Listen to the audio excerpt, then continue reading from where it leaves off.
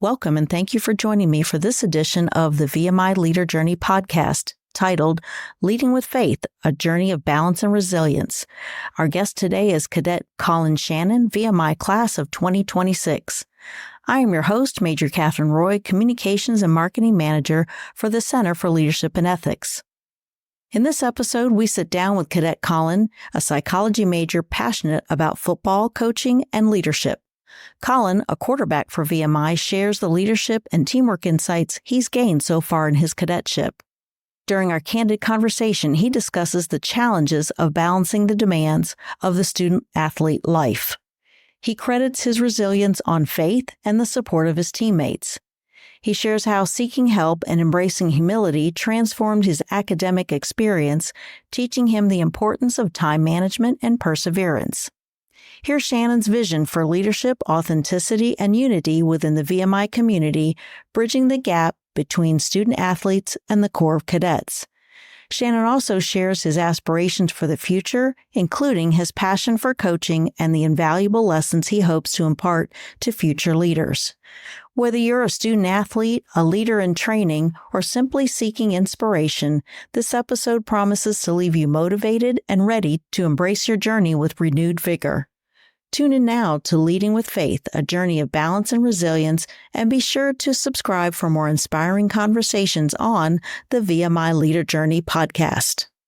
Welcome, Cadet Shannon. Thank you for being with us today on the VMI Leader Journey podcast. If you will, just introduce yourself to our audience, name, where you're from, what your major is, and what you do here at VMI. Yeah, so I'm Colin Shannon. I am from Gatlinburg, Tennessee. I'm a psychology major, a minor in leadership studies, and I play quarterback on the football team, and I'm in my third class year. Excellent.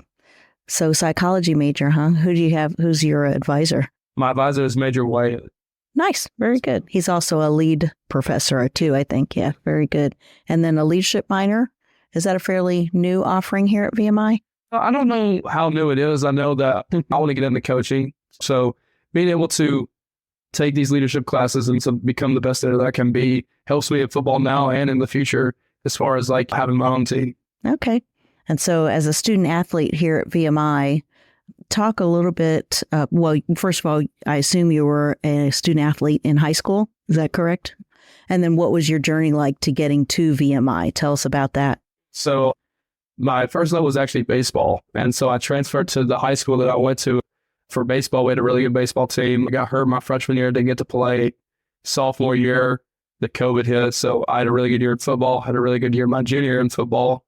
And then obviously senior year, I committed to VMI. But going through the COVID and going through everything, like I had a lot of looks early on in football my sophomore and junior year. A lot of those schools shut me down. So being able to withhold like the adversity that I had to face throughout that, and being able to say like, I'm not commissioning in the military. I needed some structure in my life, and I needed something to drive me in a different way. And I came to VMI, and I'm obviously really big in my faith now. So that really like drove me to become big in my faith and being able to just withstand the ability to lead others in a way that I've been able to lead so far.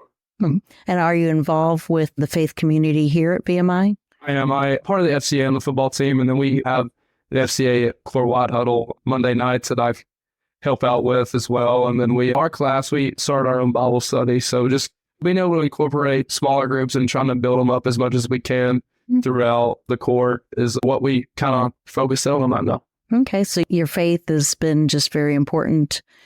How would you say that has served you in terms of your athletic career as well as your academic career here at VMI? It's definitely easy to put your academics and athletics above your faith, especially being here because you're stressed out with a lot of time management things. But being able to God first and being able to put your peace of mind into athletics and academics, you're going to work as hard as you can. But at the end of the day, God's going to have the results. He's already got the results laid out. So being able to have that peace that God's already worked everything out has kind of helped me to come at everything with a peace of mind and come at everything with full confidence that at the end of the day, the results are already.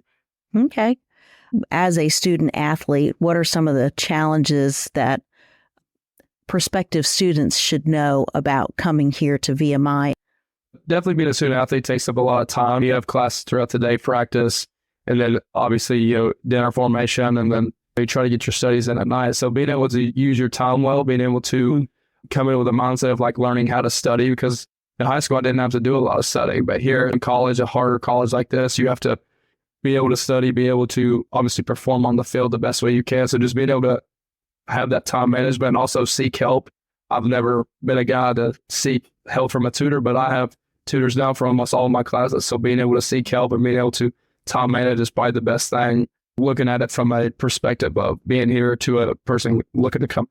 No, that's great that you're not afraid to reach out for the help. What was that realization for you like? Was it shocking to say, oh, I need tutoring? Or did you have to humble yourself to reach out? What was that like? Definitely was prideful about it at the beginning, but being able to humble yourself, being able to, you get a bad grade on something and you keep getting these grades and it's like, yeah, I do need help. So being able to have that humility of seeking help, and especially from your peers, it's not easy to ask your peers for help. At the same time, like you don't want to show them you're not confident, but at the same time, you want to get good grades. You want to keep that friendship. So being able to seek help is probably, the best. Where are your tutors coming from? Are they peer tutors or are they through the Miller Center? So I have a chemistry class right now, and my tutor actually is an alum from here.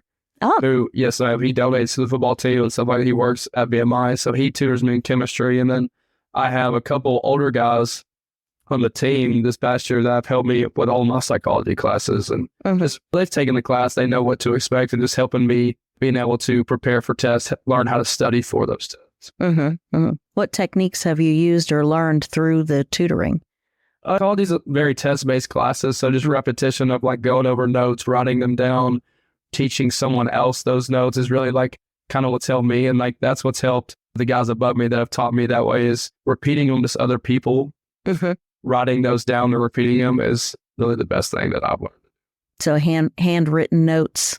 And do you take notes in class? I do. I have my days where I don't do as much notes, but I definitely would say like attack every class with like a mentality of like taking notes, and that way you don't have to spend, because you don't have a lot of time after like practice and stuff like that. So being able to use your time well in class, use it for class time. That's good.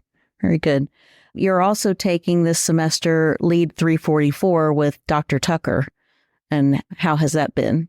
It's been good. She's a great teacher. Obviously, I'm very well known around campus, but she's really taught me the importance of followership. I know it says lead is the title of the class, but being able to be a good follower is how you become a good leader. And being able to have that humility, like I was talking about earlier, but also when you're a follower, you see good and bad ways to lead.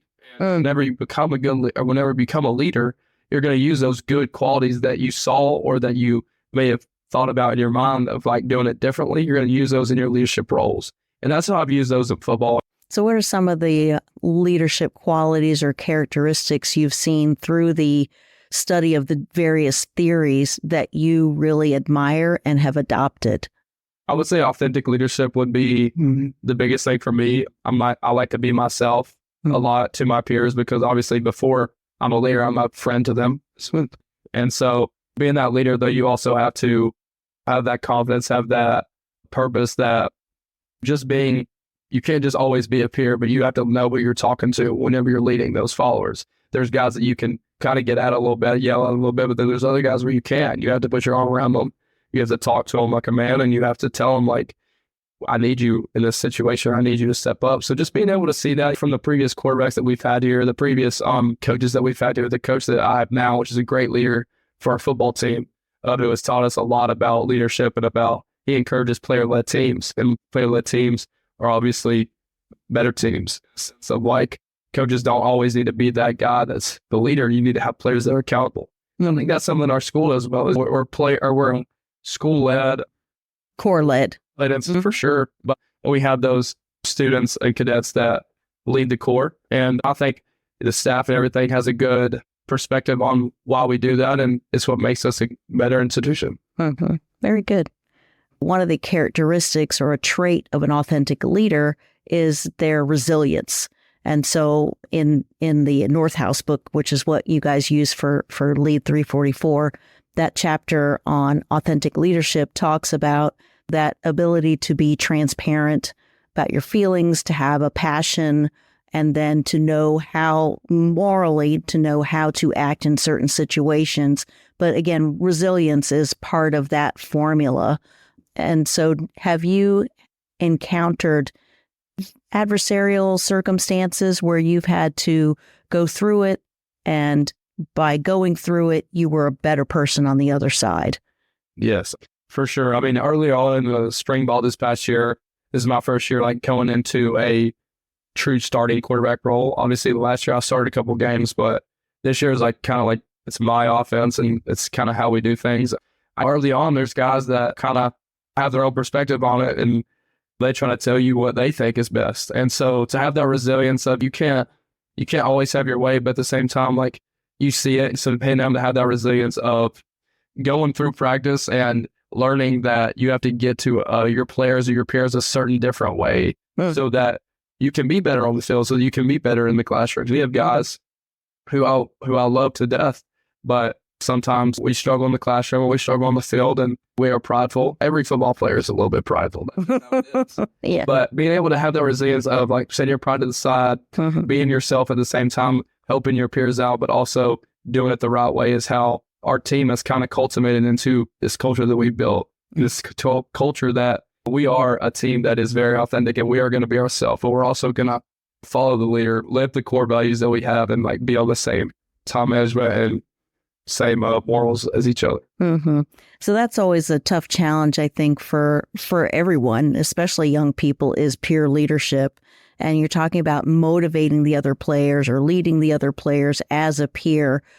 What are some of the ways in which you do that? You mentioned a few things, like some people you take aside and have a side chat with. Other people you just say, no, this is what we're doing.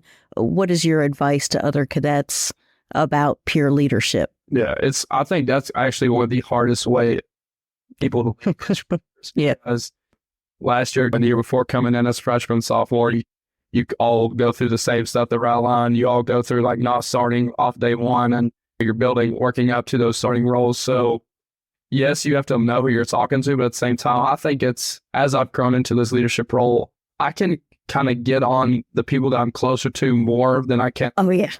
To.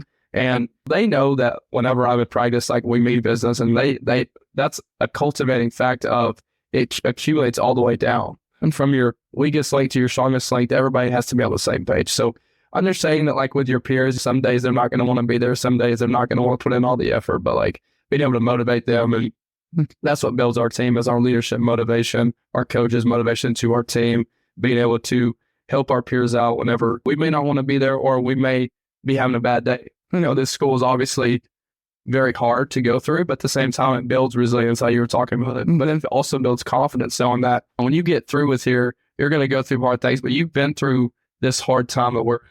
So being able to use this school, use this atmosphere as a motivation in the real world is kind of what helps our team.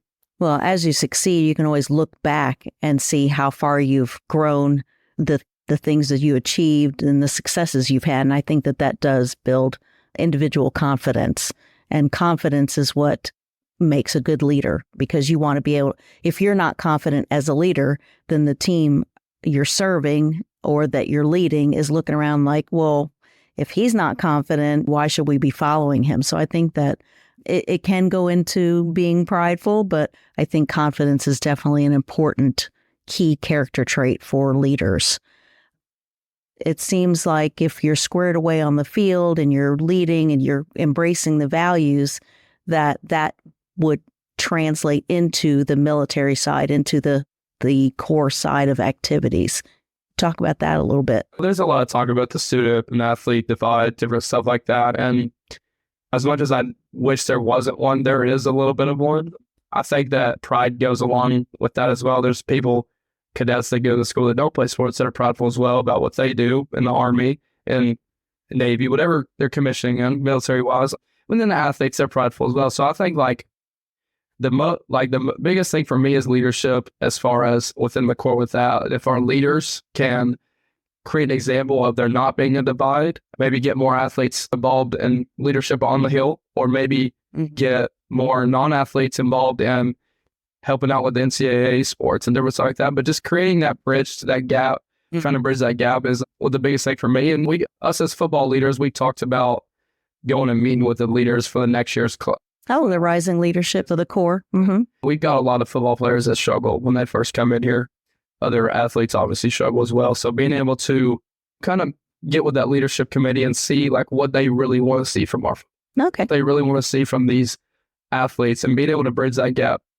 We're starting to get more football guys on leadership roles. Oh, nice. So it's kind of helping out. Yeah. The bridge is definitely minimizing for sure. I think that gap is definitely minimizing, but at the same time, we all go to the same school. We all have our own thing that we do. So being able to understand that as far as non-athlete or athlete, I think that would be able to help us. And we enjoy when the cadets come out to our games and they support us, and we need to support them the best way that we can as far as their activities. Well, it sounds like what you did was you initiated a conversation. You're encouraging yourself and others to get involved with core activities and vice versa, having an open invitation for members of the core to then get involved with NCAA athletics in some way, and then looking for understanding for expectations. So I think that those 3 points I think are really great as a cadet here, no matter what your role is, to say, if I'm wanting to feel more part of the Institute, here are some ways that I can do that. Have a conversation with key people, find out what the expectations are, and then find ways to get involved. I think if cadets followed those 3 rules, they'd experience a whole lot of success here. Yeah. Yeah. So it sounds like you're doing some really good things, very exciting. How do you feel about the football season for the coming year? Oh, we feel really good about it. We have some fifth-year guys coming back to help out. We got a good senior class, got a good rising freshman class, and some good guys coming down. So we've got a lot of key players back, 8 out of 11 on defense. We got 3 out of 5 offensive linemen coming back, a lot of receivers back. Our running back, who's probably the best in the conference, is back. So we probably have the best team that we've had coming into this next year, and the biggest support that we can get from the core will help out, obviously, tremendously. And yeah, I mean, I feel really good about it. I feel like we're going to have a really good year. My freshman year, we went 1-10. Obviously not a great year. Last year, 5-6. Our motto was to compete in games, get back to not winning racing in SoCon. This year, we're talking about winning the SoCon championship, and that's our goal. And having that common goal, living those core values that we have on this team is what's going to help us do that. And I think this is the closest our team's ever been. I think it's the most talented our team's ever been. So just being able to compete every day, go out there with the mentality of winning that SoCon championship is what's going to help us do that. Would you say this has been a build back year? Did you have a lot of graduates leave? We did have some key leaders leave for sure. Obviously, the starting quarterback last year, a really good friend of mine, a really good mentor to the team, very faithful guy, Colin Ironside. He's gone, but being able to fill that role that he made, and obviously some key roles that we had on defense, being able to fill those as well is really what's going to help us win. And I think like they set the foundation, and it's up to us to kind of build it and keep building on to it and seeing what we can do in this SoCon. So you mentioned that after college you want to maybe have a career in coaching. Do you have an idea of what that path is going to be, or how do you intend to get into that? My grandfather, he played in the NFL for 2 years. Oh, wow. Coached after that. So I've kind of grew up around it. I've kind of seen what's like. My dad's coached me when I was little, stuff like that. So yeah, I'll have a couple years eligibility left. So I'm going to play somewhere else, get my master's, and then I'm going to play football as long as I can. If that means league or whatever it might be, do that. But yeah, I'm trying to get into coaching. I would love to be a head coach one day. So trying to grow in that as fast as possible, being able to be that leader for the team is my dream. Obviously, I'm from Tennessee, so my dream job would be the University of Tennessee. Yes.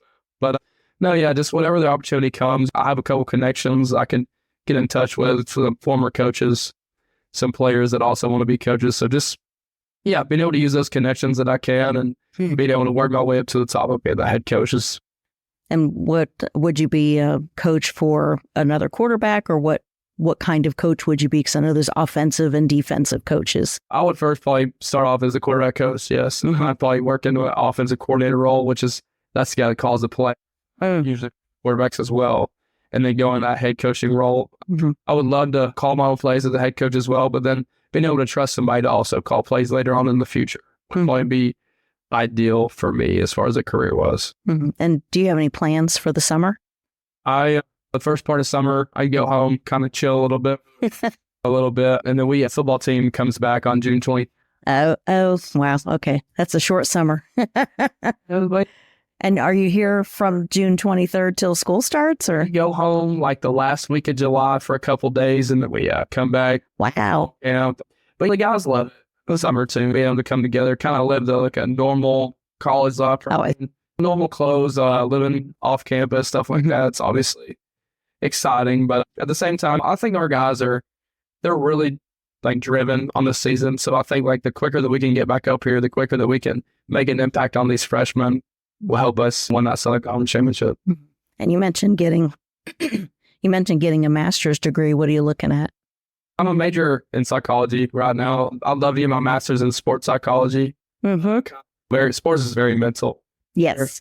Or what sport you play, you have to go through a lot of mental either struggles or successes. Yes, I agree. And so success, like you said earlier, creates confidence, but being able to prepare for that success or for that failure is something that I'd love to get into, something I'd love to see how athletes work. Their brain, obviously, I'm an athlete, so I kind of know how mine is, but I don't know everybody's brain and how it works. So just being able to, help when I'm a coach, being able to help all my players, I'm going to be there for them as much as I can. Obviously, when I'm playing now, there for all the guys. I'm going to be that guy you can talk to at the same time. I'm going to be that leader as well as kind of my priority. So what would your advice be if somebody's struggling on the field? Maybe they have the physical attributes to do well, but they're just not, they're just not experiencing success. What kind of advice would you give somebody? How would you coach somebody like that? I would first ask them if they're a Christian. And that's, the biggest thing to me is you have peace in God, like I said earlier. So being able to attack them with that, but you don't have to just strive right into it, but being able to have a faithful conversation with them, and then kind of from there, you just build them up as much as you can. Like you said, success creates confidence, and whenever you're successful, whenever you're built up, you're going to have confidence. I'm a big believer in you look good and you play good. Obviously, everybody calls me Holly. I wear some gear or whatever it might be, but I have confidence to probably play better, in my opinion. So being able to build someone up and give them confidence, I've seen guys grow since they've been here in their confidence. The Cadet Superintendent's Advisory Board this year, one of the topics, the main research that they did was how could they have an impact on and help improve esprit de corps. And so I think that mindset of look good, feel good, I think in your performance too, other ways of putting it might be dress for the role that you want, right? So I think if you're a student here, it is all about putting your best self out there. It is being squared away in the little details because, again, drawing on your Christian faith, if you can't be relied upon in the small things, then you can't graduate to the bigger things. So just a word of advice to the cadets or anyone considering coming here. Personal appearance is a big part of the culture here at VMI. And I think that is important for all the cadets to know, whether they're student athletes or whatever that they're doing. So esprit de corps is very important. Very good. Any parting words of advice? So advice to people that are coming here, recruits, whatever it might be, is, like I said, you're gonna be broke down at the very beginning, obviously with the route line, different stuff like that. But finding your faith, finding that confidence that you can bring to the table, and that helps you get through it. I obviously struggled as a freshman here. I got hurt.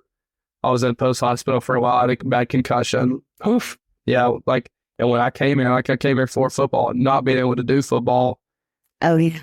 Hard. So being able to maybe just try to accept the little things a little bit better. Like I know that obviously we don't have AC in the barracks and a fridge. I didn't respect those as well as I should have. So just respect the little things a little bit better, but at the same time, come in here with a mentality that you're going to get broke down, but you're going to build back up. You're going to be confident. You're going to have a leadership role one day, either here or in the real world. So just being able to be your true self, be authentic, like we were saying earlier. And you might not have the most successes early on, but you're going to have more successes as you get through it, and being able to use that time management to create the preparation for success. Anything that you're particularly looking forward to in the next coming year? I mean, obviously football, top priority, but also just being able to be finally like that leader in my class and in my football team. I'm excited to get some more fans out there this year. I'm excited to bring a winning culture back to VMI. I think it deserves it. I think this institute deserves it. I think that our team deserves it more than anything, but it helps that bridge that gap as well. With the core, it's like, well, we're winning and the core's happy. Yes. And so, yeah, I'm looking forward to that. I'm also just looking forward to another great year. College is kind of flying by, so just being able to take it all in, be confident in what I do, and yeah, I mean, just looking forward to another great year. All right. Well, excellent. Thank you very much, Cadet Shannon, for sharing your insights and your experiences and your leader journey and how that's gone here at VMI. Sam, thank you for having me. This has been a strategic outreach program of the VMI Center for Leadership and Ethics. We educate, engage, and inspire the leadership journey of our VMI community and the nation. Don't forget to subscribe to this podcast to follow along as we release new episodes. Follow the VMI Center for Leadership and Ethics on LinkedIn, Facebook, YouTube, and Instagram to learn more about our programs and events, or visit our website at vmi.edu/CLE. Thanks for tuning in.